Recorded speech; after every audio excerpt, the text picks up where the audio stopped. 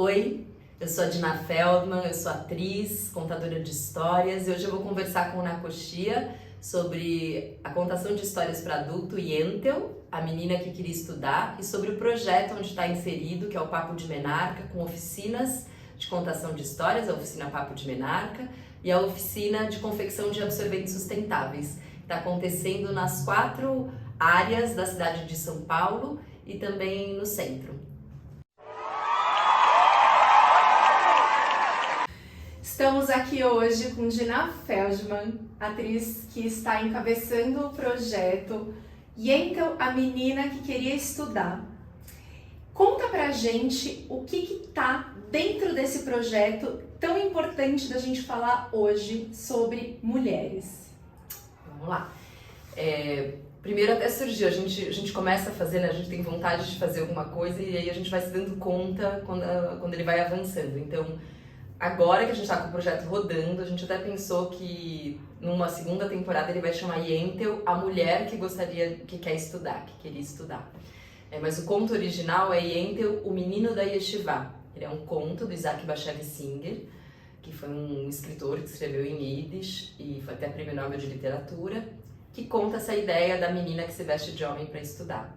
Eu já dancei esse conto quando eu fazia dança, quando eu era jovem, e eu sempre tive vontade de retomar o conto, porque ele é um filme que ficou muito famoso com a Barbra Streisand, mas quando eu li o conto eu falei, uau, ele trabalha assim com coisas que dialogavam comigo, né? Mas era um projeto que eu deixava quietinho ali.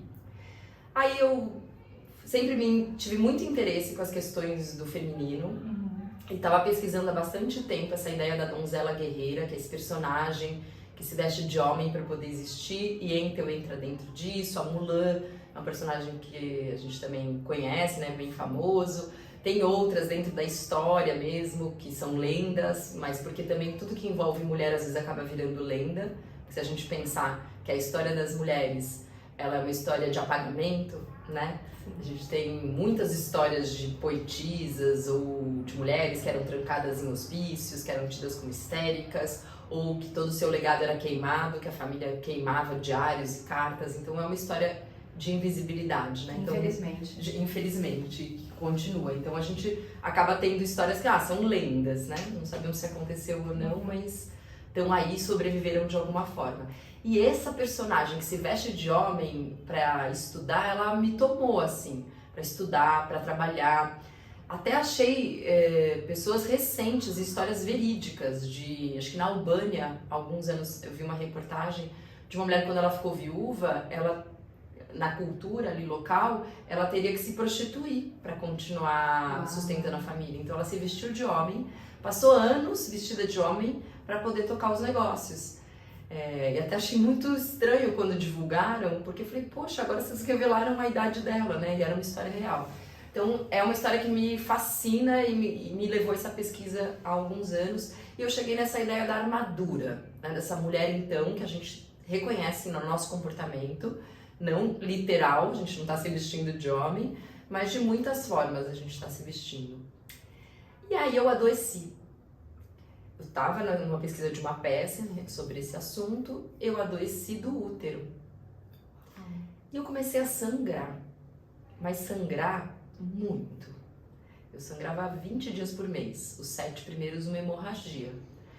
E aí aos poucos eu fui tendo que tomar ferro na veia toda vez que eu menstruava, né? E era muito sangue, não tinha como não ver aquele sangue.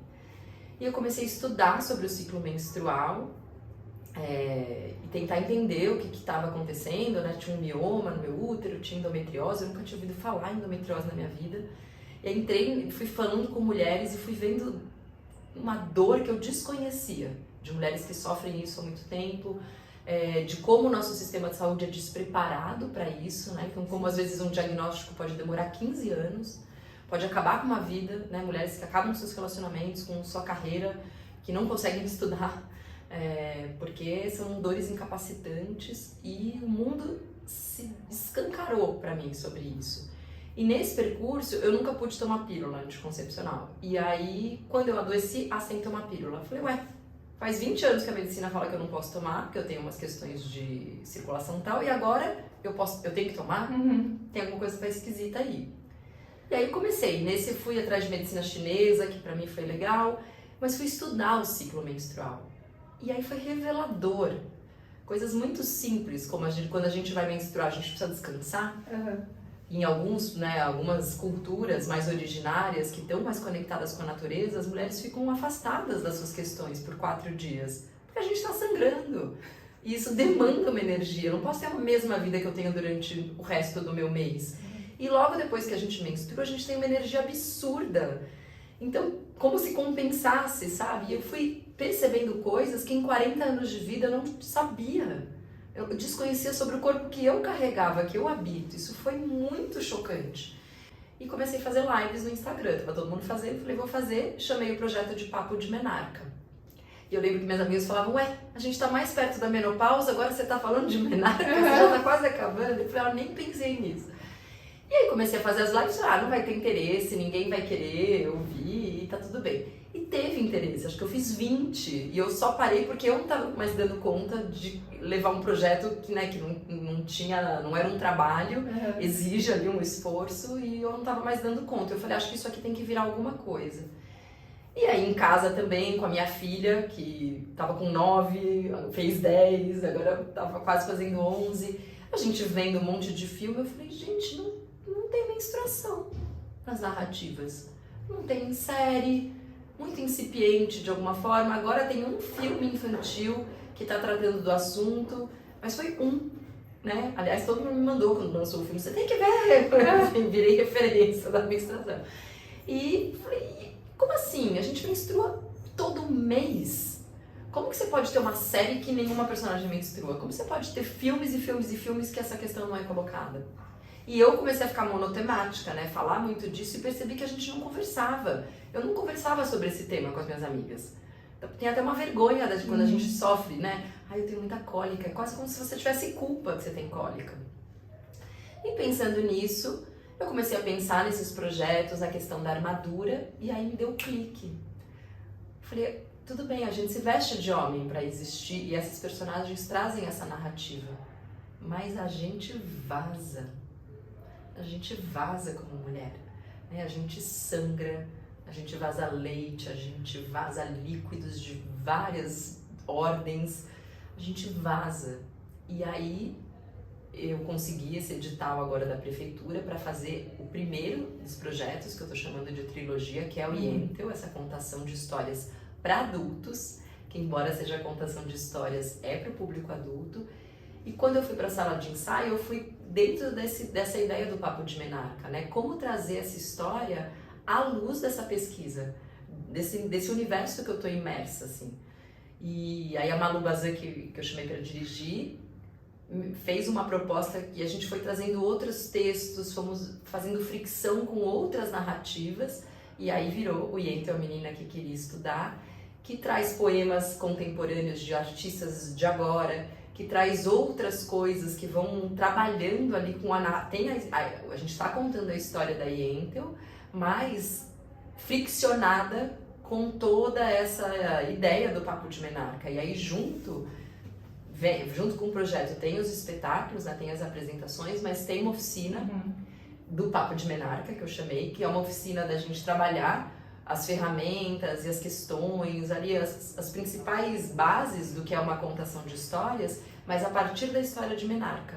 Então você traz a sua história, a gente pode trabalhar ela e ela vira uma história presente. Você pode levar essa história, né, e compartilhar com outras gerações, e você vai ali aprender, você vai trabalhar algo seu e ainda vai ter um pouco da noção da contação de histórias.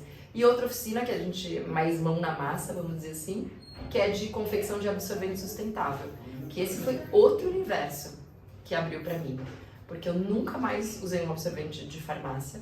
A quantidade de químicos que ele tem é absurda, e existem muitas outras coisas, né? E eu desconhecia que as mulheres, né, deixam de estudar, né, já que esse é o tema da peça, deixam de trabalhar porque às vezes não têm acesso a itens básicos, né? De insumos menstruais, como a gente chama. E, Dina, o seu projeto, assim, ele é um grande abraço para as mulheres. Eu quero te parabenizar por ele.